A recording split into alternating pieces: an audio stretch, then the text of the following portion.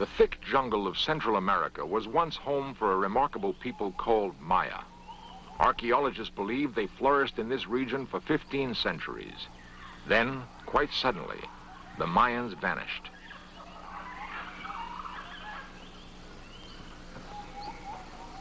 They left behind pyramids and temples. Their capital cities must have been lavish. Yet no roads connect these widely separated islands of civilization in the jungle. Perhaps the Mayans were familiar with the principles of flight, for there is evidence that, like other ancients, the Mayans were on intimate terms with the heavens. Certainly, their observatories made it possible for them to construct a calendar as accurate as any in use today. It makes us think that perhaps they, too, knew something of flight. It is 1911. Wilbur and Orville Wright are demonstrating their flying machine for the U.S. Army. Their solution to the problem of flight was to attach a wing shaped like a bird's to a primitive engine that burned oil.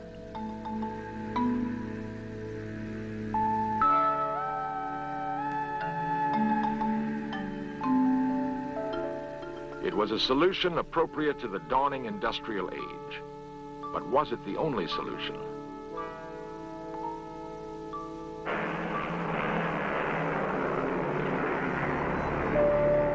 Long furrows were cut into the hard soil of the Nazca Plain 2,000 years ago. By whatever method the lines were created, they were meant to be seen from the sky. But by whom?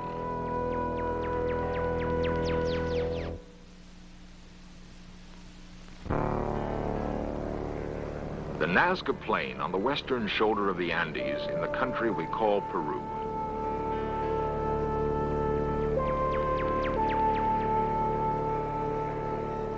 The huge designs found on the desert floor that can only make sense from the air have been duplicated in other parts of the world.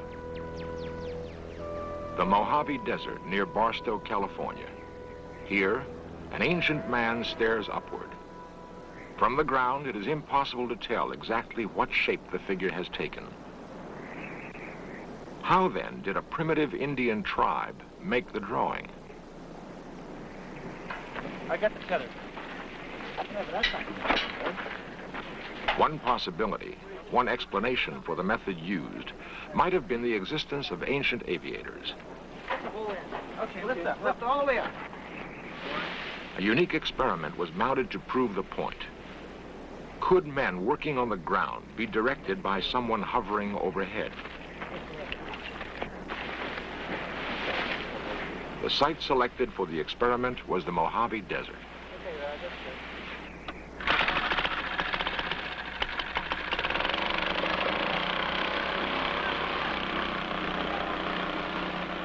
A hot air balloon was the choice for a flying platform. It is a simple device requiring only fabric and a means for heating air to make it work. In modern times, the first balloon flight took place in France. The year was 1783. The principles remained the same, the technology virtually unchanged.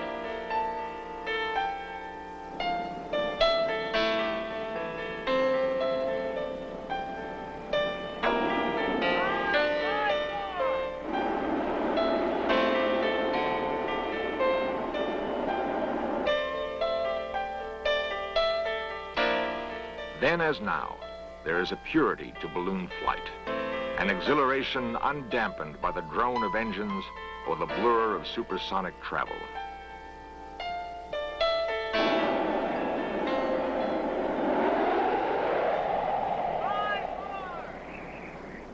Directly over it.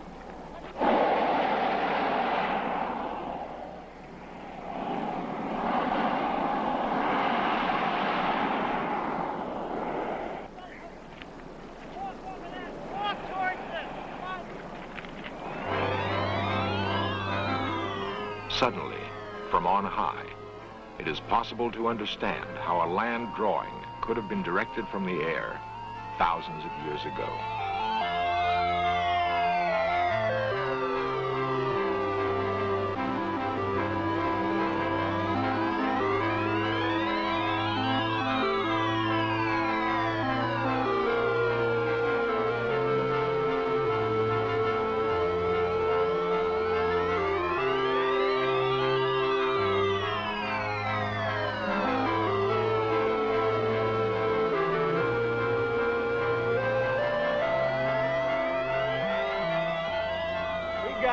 worry.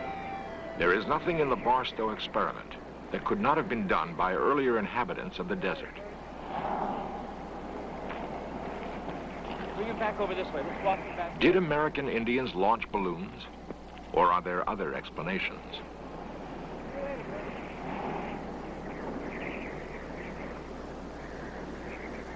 Dr. William Clulow, chief archaeologist at the University of California, Los Angeles, has spent many years studying the mythology of American Indians. One of the few important practitioners in a simple society like this is what we call the shaman. Many people would refer to it as the healer or the medicine man, but among the capacities of the shaman, we can number in many tribes the ability to take flights outside of his actual body. That is, he projects a part of his personality or his psyche outside of his body, goes beneath the earth, beneath the water, or into the heavens in order to secure some form of an intuitive statement about what is wrong in the society. And he performs healing and curing with the aid of the intuitions that he gets in these projected flights.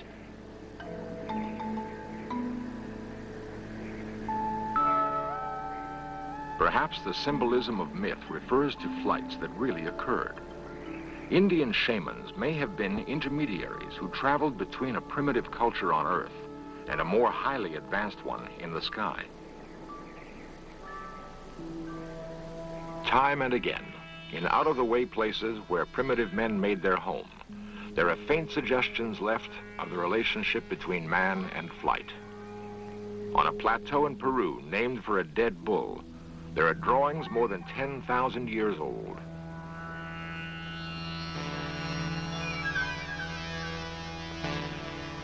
One interpretation placed on them is that they depict the ancients welcoming visitors from the sky. They might be dismissed if it were not for other signs in Peru. Finely engineered roads laid 1,000 years ago connected the mighty cities of the Inca Empire. But the Incas did not possess the wheel. Were these roads runways for another form of vehicle? An airborne vehicle? Is there a connection to flight in the circular ruin of Sacsayhuaman? The calendar ring of the Incas suggests an advanced knowledge of space and time, the kind of knowledge that might have led to ancient flight.